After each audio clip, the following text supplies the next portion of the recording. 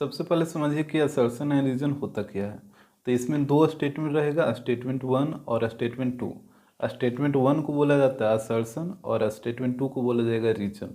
तो इसमें देखिए क्या होगा कि अगर दोनों स्टेटमेंट सही हो जाए, स्टेटमेंट वन भी सही हो जाए और स्टेटमेंट टू भी सही हो जाए, और यहाँ पे एक चीज़ और आपको नोटिस करना है कि यदि दोनों स्टेटमेंट सही हो जाए और स्टेटमेंट टू का यूज स्टेटमेंट वन में हुआ है, तब आपका ऑप्शन होगा ए। और यदि दोनों स्टेटमेंट सही है लेकिन स्टेटमेंट टू का यूज स्टेटमेंट वन में नहीं हुआ है, तब आपका ऑप्शन होगा बी। एक बार ध्यान से सुनिए, अगर दोनों स्टेटमेंट सही हो जाए और स्टेटमेंट टू का यूज स्टेटमेंट वन में हुआ है, तब ऑप्शन ए हो जाएगा। और यदि स्टेटमेंट टू का यूज स्टेटमेंट वन में नहीं हुआ है, तब ऑप्शन बी हो जाएगा। और यदि स्टेटमेंट वन फॉल्स हो जाएगा, तब ऑप्शन डी हो जाएगा। और यदि स्टेटमेंट टू फॉल्स होगा, तब ऑप्शन सी हो जाएगा। और आपको ध्यान रखना है कि यदि एक स्टेटमेंट गलत होगा तो दूसरा ऑटोमेटिकली वो सही ही रहेगा, यहाँ पे भी दूसरा सही रहेगा। तो यहाँ पे आपको ध्यान देना है कि यदि स्टेटमेंट वन गलत होता है तो दूसरा स्टेटमेंट आपको चेक करने का जरूरत ही नहीं है, सीधे ऑप्शन डी पे क्लिक करिए। और अगर स्टेटमेंट टू गलत हुआ तो सीधे ऑप्शन सी पे क्लिक करिए।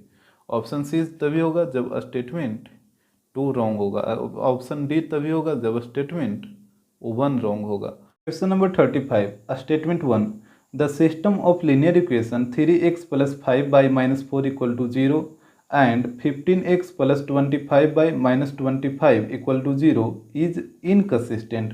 कह रहा है कि ये दोनों जो इक्वेशन दे रखा है वो इनकसिस्टेंट होगा।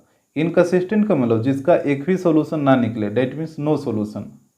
तो यहाँ पे दो इक्वेशन दे रखा था, एक 3x + 5y-4 = 0 एंड सेकेंड दे रखा था 15x + 25y-25 = 0। तो यहाँ से a1 का वैल्यू हो जाएगा 3, b1 का वैल्यू 5 और c1 का वैल्यू -4। a2 का वैल्यू हो जाएगा 15, b2 का 25 और c2 का -25। अब रेशियो को कंपेयर करिए तो a1/a2 तो ये आ जाएगा 3/15, b1/b2 तो ये हो जाएगा 5/25 और c1/c2 तो ये हो जाएगा -4/25। यहाँ से देखिए ये 5 टाइम्स कटेगा और ये भी 5 टाइम्स कटेगा, तो ये आ गया 1/5, इधर भी 1/5 और ये माइनस माइनस प्लस हो जाएगा, तो यहाँ पे आ गया 4/25। तो आप देख रहे हैं कि ये दोनों तो आपस में इक्वल है, बट ये दोनों आपस में इक्वल नहीं है, तो यहाँ पे भी ये दोनों इक्वल हो जाएगा, ये नॉट इक्वल टू। तो यहाँ पे आप देख रहे हैं कि a1/a2 इक्वल है b1/b2 का, but b1/b2 is not equal है c1/c2 का। और इस फॉर्म में आता है तो इसको बोला जाता है नो सॉल्यूशन। नो सॉल्यूशन का मतलब इनकसिस्टेंट। तो यहाँ पे बोला भी था कि इसका जो सॉल्यूशन है वो इनकसिस्टेंट होगा, तो ये ट्रू है। इसके बाद statement second, the pair of linear equation a1x + b1y + c1 = 0 and a2x + b2y + c2 = 0 represent parallel lines if a1/a2 = b1/b2 is not equal to c1/c2। करा ये दोनों इक्वेशन है जो पैरेलल लाइन को रिप्रेजेंट करेगा, यदि ये कंडीशन हो तो बिल्कुल ट्रू बोल रहा है। इस कंडीशन में ये दोनों इक्वेशन पैरेलल लाइन को ही रिप्रेजेंट करता है, तो ये भी ट्रू हो जाएगा। अब आपको देखना है कि स्टेटमेंट सेकंड का यूज स्टेटमेंट वन में हुआ या नहीं हुआ। तो स्टेटमेंट सेकंड ये वाला है a1/a2 = b1/b2 is not equal to c1/c2।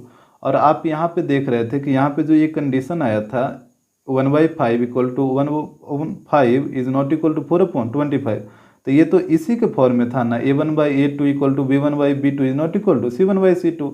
यानी इस कंडीशन का यूज स्टेटमेंट वन में हुआ है। इसी स्टेटमेंट के आधार पे तो आप पता किए थे कि इसका नो सॉल्यूशन है, तो यहाँ पे हो जाएगा option A. Question number 36, statement one, the area of the rectangle formed by the lines representing x = 8, y = 6 with the coordinate axis is 24 square unit. करा है कि जो ये रेक्टेंगल का जो एरिया होगा वो ये दोनों लाइन से जब बनेगा तो उसका एरिया जो आएगा वो 24 स्क्वायर यूनिट आएगा। तो यहाँ पे देख लीजिए x = 8 है, तो मान लीजिए कि x = 8 यहीं पे कहीं पे होगा इस साइड में, तो मान लेते हैं यहाँ पे 8 है। तो x = 8 का लाइन कैसे ड्रा होगा, यहाँ से एक लाइन ड्रा करना होगा बाई एक्सिस के पैरेलल, तो ये ग्राफ हो गया x = 8 का। इसके बाद यहाँ पे बोला था y = 6, तो y = 6 ऊपर कहीं भी होगा, मान लीजिए यहाँ पे 6 है, तो y = 6 का ग्राफ कैसे ड्रा करेगा, यहाँ से एक पैरेलल लाइन ड्रा करना होगा x एक्सिस के पैरेलल, तो ये हो गया y = 6 का। अब बोला था ये दोनों से जो रेक्टेंगल बनेगा उसका एरिया आएगा 24। तो यहाँ से देखिए ये रेक्टेंगल बना यही वाला पोर्शन है, ये दोनों लाइन से।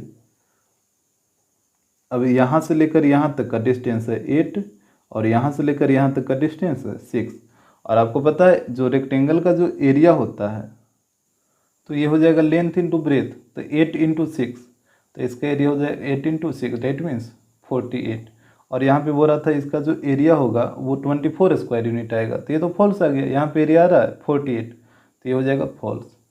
और जैसे यहाँ स्टेटमेंट 1 फॉल्स हुआ तो ये चला जाएगा ऑप्शन डी में। यहाँ पे बुक में आंसर सुधार लीजिएगा, उसमें बी लिख रखा है, ऑप्शन डी होगा। और यहाँ पे सेकंड स्टेटमेंट आप चेक करिए या ना करिए, ये ट्रू ही रहेगा। जैसे यहाँ पे बोल रहा है the system of equation x equal to 8 and y equal to 6 is consistent with unique solution. करें ये दोनों इक्वेशन है वो कंसिस्टेंट होगा और उसका यूनिक सोल्यूशन होगा। तो जैसे देखिए x इक्वल टू 8, तो यहाँ पे कहीं पे होगा इस तरीके से x इक्वल टू 8 का ग्राफ। उसके बाद है y इक्वल टू 6, तो y इक्वल टू 6 ऊपर कहीं होगा 6, तो इस तरीके से इसका ग्राफ जाएगा। ये हो गया y इक्वल टू 6। अब देखिए ये दोनों लाइन एक दूसरे को एक पॉइंट पे इंटरसेक्ट करा, तो इसका वन सोल्यूशन होगा। तो वन सोल्यूशन होगा डेट मीन्स ये कंसिस्टेंट तो होगा ही, क्योंकि सोल्यूशन नहीं कर रहा है और वन पॉइंट पे इंटरसेक्ट किया, तो इसका यूनिक सोल्यूशन होगा। तो ये बिल्कुल ट्रू है। Question number 37, statement 1, if a pair of linear equation represent coincident lines then the equation are consistent and have a unique solution. कह रहा है कि यदि pair of linear equation coincident line को रिप्रेजेंट करे तो वो कंसिस्टेंट होगा। तो कंसिस्टेंट तो होगा, ये बिल्कुल सही है। And have a unique solution, क्या उसका यूनिक सोल्यूशन होगा? तो कोइंसिडेंट लाइन में यूनिक सोल्यूशन होगा। कोइंसिडेंट लाइन में मतलब लाइन के ही ऊपर लाइन जाता है, तो वो तो मेन सोल्यूशन हो जाएगा ना, क्योंकि हर एक पॉइंट पे ये टच करता है। तो यहाँ बोल रहा है यूनिक सोल्यूशन होगा, तो ये तो स्टेटमेंट 1 फॉल्स है। तो जैसे ये फॉल्स हुआ तो ये ऑप्शन डी हो जाएगा। यहाँ पे स्टेटमेंट 2 को चेक करिए, सही रहेगा। A pair of linear equation a1x plus b1y plus c1 equal to 0 and a2x plus b2y plus c2 equal to 0 represent coincident lines if a1y a2 equal to b1y b2 equal to c1y c2। करा ये दोनों जो pair of linear equation है वो coincident line को represent करेगा यदि यह कंडीशन रहेगा, तो ये बिल्कुल ट्रू है। Question number 38, statement 1, if the system of equation 3x plus 6y equal to 10 and 2x minus k by plus 5 equal to 0 is inconsistent then k equal to -4।